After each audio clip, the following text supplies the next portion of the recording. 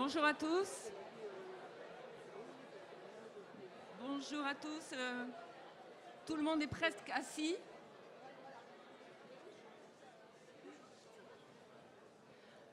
Bonjour à tous. Merci de vous être déplacés pour cette 11e édition d'Eidos. 11 ans déjà. On est très nombreux. On s'attendait même à déborder de l'amphi 400, mais je pense que les intempéries ont peut-être fait renoncer certains à se joindre à nous. Mais on a quand même une retransmission dans une petite salle à côté pour ceux les retardataires qui ne pourraient pas s'asseoir avec nous et qui voudraient quand même profiter de la matinée. Donc, sans plus tarder, je vais demander... Alors d'abord, merci à l'UPPA aussi de nous recevoir ici, parce que c'est quand même intéressant. Donc, sans plus tarder, je vais donner la parole à Nicolas Patriarche, qui représente le président de la communauté d'agglomération au pupitre. Bien, bonjour messieurs, dames. Je remplace au pied levé, donc il y a eu, je crois, un petit problème avec le représentant de la ville de Pau. Donc c'est le représentant de l'agglomération de Pau, mais c'est un peu, de toute façon, là, forcément la même famille. Donc comme je n'ai rien préparé, ça va aller assez vite. On va vite rattraper un peu le retard. Simplement vous dire mon plaisir d'être là parmi vous, comme chaque année. Monsieur le Président du département, Madame la Vice-Présidente, Monsieur l'inspecteur d'académie d'Azen, et vous toutes et vous tous, d'être parmi vous pour ce qui est, je crois qu'on peut le dire, la 11e édition, un succès chaque année. Et quelqu'un venait de me dire dans les travées tout à l'heure que la spécificité de ce rendez-vous où se mêlent des publics très différents finalement pour réfléchir autour des pratiques éducatives et plus particulièrement avec une composante numérique. J'ai la chance de m'occuper de ce thème-là à la fois au département comme à l'agglo. Je suis maire de la commune de Lons et c'est aussi un thème sur lequel on travaille très bien avec, je salue une des directrices de mes écoles, avec qui on travaille très bien dans la communauté, avec la communauté éducative pour essayer d'être au rendez-vous de cette révolution numérique qui traverse l'ensemble de la société. Et l'éducation, monsieur l'inspecteur, ne peut pas rester, bien évidemment, en dehors de cette révolution. Et je sais que c'est le cas et qu'on essaye tous de se doter des moyens et des méthodes pour en sortir le meilleur. Il y a souvent ces petites polémiques sur la tablette, le numérique. Bon, je crois qu'aujourd'hui, on a tous conscience que c'est un outil parmi d'autres. Évidemment, il ne remplace pas autre chose. Il ne permet pas d'avoir des meilleurs résultats. Ce n'est pas l'outil magique qui va faire qu'un élève, qu'un enfant va se retrouver premier de sa classe. Pour autant, c'est forcément quelque chose qu'il manipule tous les jours. D'ailleurs, c'est assez marrant quand parfois, madame la directrice du Perlic Nord, quand on a déployé ces classes mobiles cette année dans vos écoles et que des parents m'ont dit oui, mais à la maison, quand il rentre, qu'est-ce qu'il fait l'enfant, hein? Il prend mon portable ou il prend la tablette. De toute façon, il manipule ces outils. Et il y a une des composantes, et je l'ai déjà eu l'occasion de le dire, qui me touche profondément, enfin, est très importante, c'est comment la communauté, comment l'enseignement, comment les enseignants participent aussi à mettre de la distance par rapport à cet outil. On l'utilise, mais on en prend la distance et on voit bien avec toutes ces théories complotistes, comment on traite l'information, comment on prend sa distance. C'est une composante pour moi tout à fait importante pour former ce citoyen numérique qui avait fait l'objet, je crois, l'année dernière ou l'année d'avant d'un Eidos. Donc cette année, c'est plus ludique, c'est autour du jeu. Donc moi, je suis très curieux de voir comment avec des Pokémon on peut enseigner, comment on peut faire des choses. J'ai vu quelques thèmes de cette journée. Donc je vais vous souhaiter simplement à la fois la bienvenue dans un amphi qui me rappelle des souvenirs. J'ai traîné mes guêtres d'étudiants dans cette faculté et finalement ça n'a pas beaucoup bougé. Donc mais c'est quand même globalement c'est propre, c'est bien, ça fonctionne. Et ça fait déjà un petit moment que j'ai quitté ces bancs, mais donc ça me fait d'autant plus plaisir. Vous souhaitez donc la bienvenue, vous souhaitez une bonne journée. Il fait très mauvais dehors, donc vous allez pouvoir rester concentré à l'intérieur et cet après-midi avec ces nombreux ateliers. Donc merci à vous de répondre toujours présent à ce rendez-vous. Merci à l'ensemble des équipes qui préparent ce rendez-vous. C'est un travail quasiment d'une année, je crois. Et donc je remercie tout le monde. Bonne journée à vous tous.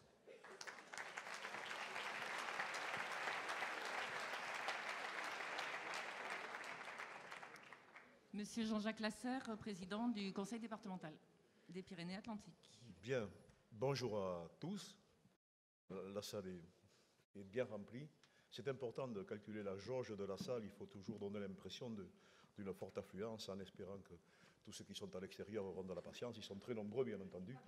Bienvenue aux uns et aux autres. Je suis très heureux, bien entendu, de me retrouver parmi vous, avec autour de moi une forte délégation du conseil départemental, ce qui est bien, disséminé un peu dans la salle. Je suis très heureux donc de participer à cette journée, de saluer M. Dazen, qui va intervenir d'ailleurs dans la foulée, je crois, tous les représentants de l'éducation nationale, impliqués donc dans cette très belle et immense mission. Je voudrais remercier la ville de Pau, l'UPPA, saluer monsieur le directeur qui doit nous rejoindre dans quelques instants, je crois, c'est prévu. J'ai quelques salutations particulières à faire. Je voudrais saluer les équipes de Canopée. On a eu l'occasion de Madame la responsable régionale, différents responsables qui sont ici. Je sais que vous prendrez une part active à tous ces débats et je suis très heureux. Une fois de plus, c'est la 11e édition d'Eidos. C'est pour vous dire, si cette formule marche, si elle tient, si elle se développe, c'est que véritablement elle correspond à une attente forte. En tout cas, nous sommes très heureux de vous voir parmi nous. Je voudrais saluer particulièrement Nicolas Patriarche, bien entendu, qui est intervenu au pied levé, comme il dit, mais c'est un de nos spécialistes de ces sujets, maire d'une commune voisine, mais qui a la délégation au niveau du conseil départemental de traiter de ces sujets. Madame Lipsos Salanave, que vous avez, pour certains d'entre vous, eu l'occasion de côtoyer hier soir, je crois, puisque vous avez préparé intensément au Parlement de Navarre la réunion d'aujourd'hui, et je voudrais donc à son adresse lui dire, bien sûr, toute la confiance qu'on lui fait, mais la reconnaissance également de la qualité du travail qui est fait, notamment sur les collèges en direction avec les communautés éducatives. Je voudrais un salut un peu particulier pour M. Quignon. Alors, M. Quignon, c'est un monsieur qui est ici, avec lequel j'ai eu l'occasion, la chance de travailler. Il a cette responsabilité au niveau de l'Association des départements de France. Il a une particularité fâcheuse, c'est qu'il aurait tendance à vouloir partir à la retraite. Que voulez-vous, c'est l'évolution de la vie. Je parle de lui parce que, tout simplement, c'est un spécialiste. Il est dans l'esprit qui nous anime. Moi, je crois déceler l'esprit qui nous anime tous. Et c'est quelqu'un également qui a le talent de faire partager au niveau des départements de France des initiatives intéressantes, ce vers quoi il faudrait tendre, et je voudrais le saluer tout particulièrement. Je vous salue bien entendu à tous. Beaucoup de personnes auraient mérité d'être citées dans mon propos introductif. Simplement, je voudrais vous dire deux ou trois choses. Notre département, je le dis chaque année, est très fortement impliqué dans ces affaires de numérique en général. Alors, cette implication, elle remonte à une quinzaine d'années en arrière. Nous avions décidé à l'époque d'être un des premiers départements de France à mettre en place un réseau alternatif à l'opérateur historique. Nous avions bien fait de le faire à l'époque. Nous avons eu du goût pour tout ce qui tourne autour du numérique. Vous savez, dans la vie, il y a des certitudes. Il y a 15 ans, on n'en avait aucune. Mais il y a également les bonnes intuitions et le facteur peut-être providentiel et le facteur chance. Nous avions eu à l'époque, je crois, la bonne intuition que de nous lancer à corps perdu dans cette affaire-là, tant nous étions persuadés que le numérique allait façonner complètement et différemment le monde qui se construisait, donc, notamment au niveau de la communication de l'information, à cette époque-là. Et depuis, l'implication de notre département, autorisez-moi à vous le dire quand même, quand il y a des affaires qui marchent, au moins qu'on se le dise. On ne va pas s'éterniser dans les congratulations ni dans les satisfectudes, mais nous avons essayé de construire, et grâce aux personnes que je viens d'indiquer, de construire un prolongement de ce goût naturel que nous avons pour le numérique. Nous allons, le 7 février prochain, signer la mise en route du nouvel équipement très haut débit de ce département. Nous avons un projet qui n'est pas unique en France, mais tout de même fera des Pyrénées-Atlantiques le département qui rejoint l'excellence dans la qualité du dispositif que nous allons mettre en route. Ce n'est pas compliqué, c'est vite compris. Nous avons décidé d'équiper tout le département et de démarrer simultanément zone urbaine et zone rurale sur un projet entièrement fibre, tant nous sommes persuadés que les évolutions que l'on croyait définitives et connues vont continuer de se poursuivre. Nous voulons équiper d'une façon véritablement de très très haut niveau notre département sur de la fibre, et la fibre ira sur 100% des foyers départementaux. Le corollaire, c'est qu'il nous faudra 3 ou 4 ans pour y arriver. nous faudra gérer des impatiences, c'est hors taxe, 5 ans. Il nous faudra gérer des impatiences. Nous avons mis en place un dispositif pour essayer de passer ces moments. Nous aurons donc un département qui sera bien équipé. Notre département le mérite, notamment au regard de la multiplicité et des particularités donc, géographiques, culturelles et économiques que nous connaissons dans ce département. Mais au regard également d'un élément intéressant, nous sommes un des départements où la déprise rurale se fait peut-être moins sentir qu'ailleurs. Donc, je voulais vous parler de ceci pour vous dire que la volonté du département ne se dément pas. Et dans le même temps, bien entendu, nous travaillons les usages. Alors, on rentre davantage dans l'objet de nos rencontres. Nous savons très bien qu'à l'heure actuelle, la société, ou en tout cas les gens qui vivent dans notre département ne sont pas tous équipés. Nous le savons, c'est l'attente du projet départemental. Mais nous savons aussi qu'en termes d'usage, nous avons beaucoup d'efforts à faire lorsque l'on voit, comment dirais-je, l'avancée extrêmement rapide, ne serait-ce que des actes administratifs auxquels chacun a l'obligation de satisfaire. On se rend compte qu'il faut absolument aller au-devant des populations de ce département. C'est ça les usages, et nous essayons de le construire donc avec un syndicat mixte que nous avons mis en place. Le département est associé avec l'ensemble des EPCI, et Dieu sait si les EPCI sont importantes, fortes dans notre département, et diverses et variées. Le plus petit EPCI fait 15 000 habitants, le plus gros fait près de 300 000 habitants. Et nous avons trouvé, vous savez, dans la vie, lorsque les objectifs sont à peu près clairement définis, lorsqu'on sait où on veut aller, on arrive à trouver des consensus. Alors des consensus sur les modes de gouvernance, sur les financements, ce que nous avons fait, et nous travaillons donc sur les usages, ce que je voulais vous indiquer. Alors je vais terminer en vous disant l'importance que l'on met à ces rencontres EIDOS, que les uns et les autres vous sentez. Je crois que c'est une véritable obligation collective que d'essayer d'imprimer dans notre société les meilleurs usages que l'on peut faire de ce dispositif. Je ne vais pas trop m'alourdir sur les réflexions que peuvent induire les mots que je viens de prononcer, mais on sait très bien qu'il y a des moments dans la vie, et ça c'est l'éducation de nos enfants qui peut nous y conduire, il y a des moments dans la vie où nous avons peut-être, à condition de discuter, de s'entendre, de définir des projets clairement convenus entre nous, il y a des moments dans la vie où véritablement des choses comme le numérique doivent être présentées, enseignées, notamment dans le bénéfice des élèves dont vous avez la responsabilité, mais au regard de la construction de la société que l'on veut mettre en place. Nous sommes, comme vous tous, à la fois très fiers de ce que nous faisons, très fiers des usages que nous avons développés. Nous savons qu'il y a des zones d'ombre, il y a des choses donc sur lesquelles il faut avoir les yeux ouverts.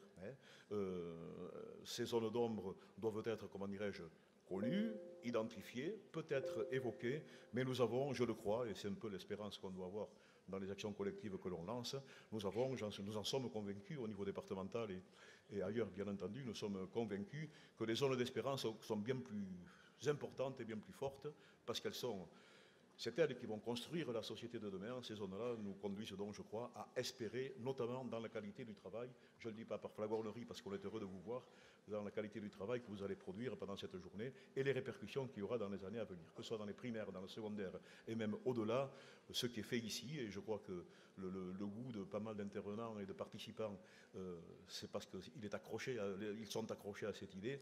Ce que l'on va faire ici, je crois, est quelque chose de fondamental, je vous le dis.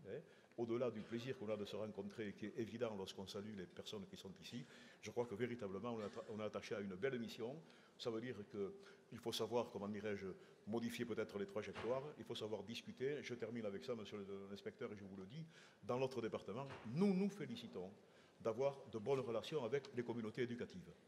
On sait très bien qu'on ne va pas réinventer les choses tout seul, on ne va pas faire notamment les chantiers qu'on évoque aujourd'hui d'une façon totalement étanche, en ne contactant pas, en ne discutant pas avec les personnes qui en ont la responsabilité. Nous avons dans ce domaine, comme dans d'autres, avec les communautés éducatives, nous avons d'excellentes relations parce que nous jouons tout simplement, c'est pas génial, mais enfin c'est fondamental, nous raisonnons le partenariat. J'ai oublié de citer le collège Clermont qui est ici peut-être, un superbe collège que nous avons inauguré ces jours derniers, où je sais que vous aurez donc une rencontre ou des rencontres dans la journée. Alors voilà ce que je voulais dire en préambule. Je vous souhaite aux uns et aux autres une très très belle journée, même si le temps n'est pas clément. Sachez que notre département mérite d'être visité, y compris sur la tempête, parce qu'elle a une autre saveur. Je vous remercie.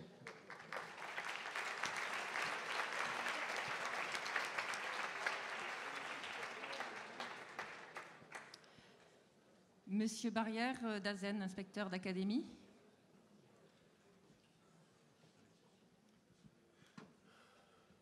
Bonjour à tous. C'est toujours un vrai plaisir de vous retrouver, si nombreux, fidèles à ces rencontres, la 11e cette fois-ci. Preuve que quelque part, il se passe quelque chose qui marque, qui intéresse, qui incite à venir. Alors cette fois-ci, relever un nouveau défi, un nouveau thème, celui dont vous avez l'affichage ici. En classe, je joue, donc je suis, dont la conjugaison serait peut-être tu joues, donc tu suis en classe. Ou peut-être en détournant un peu Rimbaud, prendre le sentiment qu'après tout, le jeu est un autre, ou en tout cas il doit avoir un statut particulier, riche, fort, dans une éducation nationale qui ne l'a pas toujours accueilli avec une parfaite équanimité. On peut penser qu'on était sur une forme de clivage entre l'effort que nécessitaient les apprentissages, dans une logique un peu janséniste, un peu exigeante. Et le jeu, ça paraissait être le propre des enfants. Ça n'est pas d'hier, d'ailleurs, hein, quand on regarde un petit peu le scientifique dans l'Antiquité, on avait tendance à se moquer de lui, Thalès, hein, qui faisait de l'astronomie et qui se casse la figure dans un puits parce que, même parfois, il n'a pas spécialement regardé. Et la petite servante Thrace qui passait par là, qui se moque de lui en disant, ben, il s'en va chercher bien loin dans le ciel, il ferait mieux de regarder ce qu'il y a droit devant lui. Un autre élément dans l'Antiquité, d'ailleurs, c'est après tout le cas d'Ésope, rapporté par Phèdre, le fabuliste, l'inspirateur de La Fontaine, où on a cette histoire un petit peu étonnante d'un Ésope qui va jouer avec des enfants, avec des noix, et quelqu'un le regarde et le ridiculise en disant « mais qu'est-ce que c'est que... est-ce qu'un sage doit faire ce genre de choses ?» Et Ésope qui lui fait remarquer qu'en lui jetant au pied un arc non tendu, qu'est-ce que ça veut dire? Qu'est-ce qu'on peut en dire? Son interlocuteur est interdit. Et la réponse est que quand un arc est toujours tendu, eh bien, on a peut-être du mal à l'utiliser finement, alors que s'il est détendu, si on le tend spécialement pour s'en servir, ça peut être efficace. Et la moralité de la fable, bon, vous la connaissez sans doute, hein,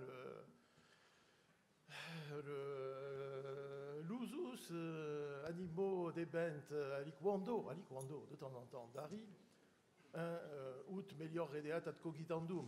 Pour que finalement, il faut du jeu, pour que dans l'esprit, on puisse être meilleur pour apprendre. C'est déjà une leçon dans l'Antiquité, c'est le fabuliste qui le dit. On a peut-être connu quelques hauts et quelques bas dans le maintien, la transmission de cette tradition. Et peut-être les pédagogies nouvelles redécouvrent maintenant qu'il peut y avoir un certain intérêt à ce que, loin des pédagogies un peu, ou des pratiques à la japonaise, car il n'est pas certain que ce soit de la pédagogie, hein, où on se bourre le crâne en quelque sorte, on ait peut-être besoin d'utiliser ces outils pour un usage ludique qui fait pourtant si peur aux parents. On aurait un peu tendance à considérer que le jeu, c'est un peu diabolisé, ça inquiète en tout cas. Et il est sans doute important, peut-être, de même qu'on réhabilite le statut pédagogique de l'erreur, de réhabiliter ce temps de jeu nécessaire pour l'enfant où on apprend autrement, on apprend différemment, de même qu'on apprend différemment avec le numérique depuis le début, on le sait. Alors je ne veux pas déflorer davantage le sujet qui sera très bien illustré par nos intervenants et je les remercie d'avoir répondu à notre invitation. Je ne voudrais pas retarder davantage le moment de les entendre. Après tout, c'est eux que vous venez entendre et non pas les propos introductifs. Je vous remercie d'être là et j'espère que vous ferez, je ne doute pas une seconde que vous ferez le meilleur usage des moyens qui sont toujours davantage délégués grâce à la bonne entente que nous avons avec le département pour l'équipement des collèges et en même temps avec les communes, puisque nous ne sommes peut-être pas loin d'avoir une belle réponse au projet présenté par les communes dans le cadre du PIA, très excédentaire normalement par rapport à la part qui devrait nous revenir, mais dont on nous laisse peut-être espérer que les 600 000 euros mis sur la table par les communes pourraient voir leur quote-part avec une réponse favorable. Autrement dit, nous avons des collectivités qui veulent bien nous équiper. Je les en remercie chaleureusement et je vous fais toute confiance pour faire de ces moyens le meilleur usage dans le cadre des apprentissages sérieux, des jeux sérieux et puis des jeux en général. Enfin bref, bonne séance de travail, bonne journée à tous et pardon aux intervenants pour moi de ne pas pouvoir être davantage des vôtres. Et c'est pour moi, je conclurai là-dessus, Mon dernier EIDOS, puisque je pars à la retraite à la fin de l'année, mais je ne doute pas une seconde que nous soyons dans une longue lignée, une belle poursuite pour faire de belles et bonnes choses pour nos élèves qui en ont besoin dans leur diversité. Merci à tous.